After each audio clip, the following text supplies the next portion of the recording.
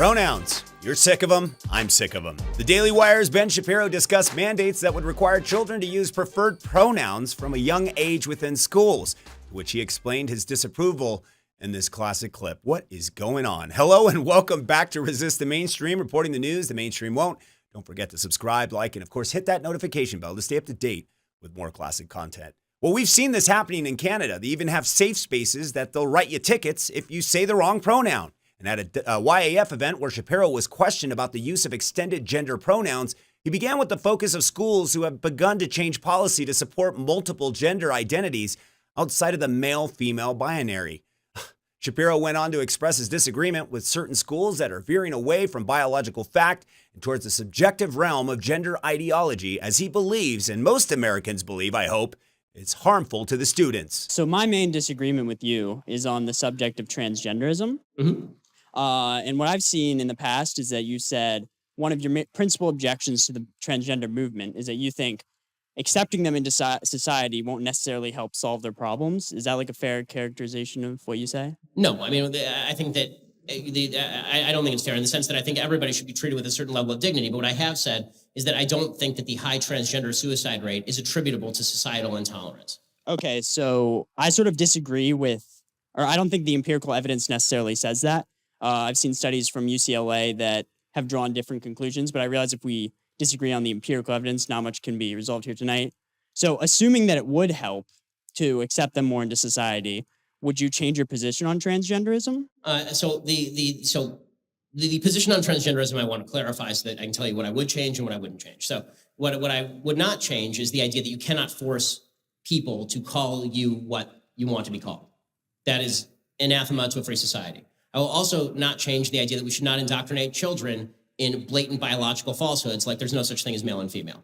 I think it's very important that kids know there is such a thing as male and female, and that these are real categories, and that a man cannot become a woman and a woman cannot become a man. I think that confusing children about this stuff carries its own inherent dangers. Kids are easily confused and easily screwed up. So I think that would not change. I've also said in conversations with people like Blair White, who's a transgender woman, meaning a man who believes he's a woman, I've said to Blair, like, if we were at a restaurant or something and we were out to dinner together, I wouldn't go out of my way to call Blair White a he. I mean, presumably we'd be speaking in second person with one another.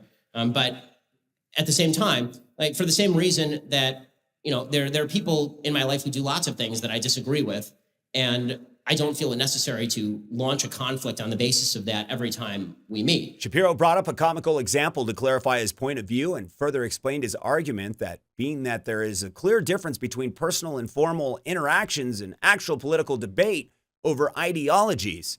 Of course, Shapiro rounded back to the main focus of his argument in that he completely disagrees with the notion that schools should be promoting transgender ideologies and ignoring the biological difference of males and females. All the respect is being thrown out the window for the next generation, as seen here. But that's a different thing than what the transgender rights movement is saying. What they are saying is that society should cram down on people perceptions about biology that are false, that we should treat it as bigotry if you use the actual biological pronouns for people. This is a form of bigotry and hate, which is nonsense. It's just something you don't like. There are lots of things I don't like. It doesn't mean it's a form of bigotry and hate. And that's where I stand on this. So again, I think that we should try to treat people with as much civility as possible. And in my position as a public figure, you know, I am very often speaking on the general kind of issue. I'm not speaking on one-to-one, you know, out to lunch or something. That's a little bit of a different thing. You know, when my child is 4.5 years old, right? She comes to me and she will say, "Dad, I drew a picture. Do you think that it's good?" And the answer is yes. I mean, I love my daughter. Sure, the picture is great. Now, is that, if I'm an art critic, is that going to change my definition of good or art? No. I mean, if I were the art critic at the New York Times and I were reviewing my daughter's picture, I'd say this is garbage. It's not good at all, right? I mean, but my public position is that I am the art critic at the New York Times discussing issues of public importance and public policy. I don't think that it is the responsibility of other people to protect your fragile mindset.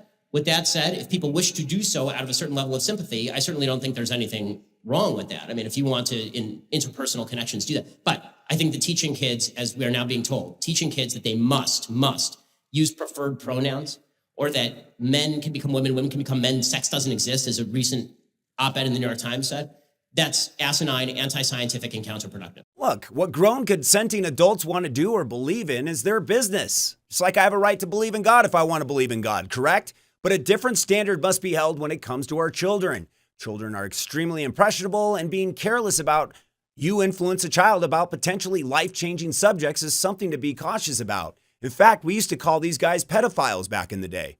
Who knew what is going on nowadays? When you start implementing policies and mandates that affect children in schools, they must be carefully examined to ensure our children's safety and education.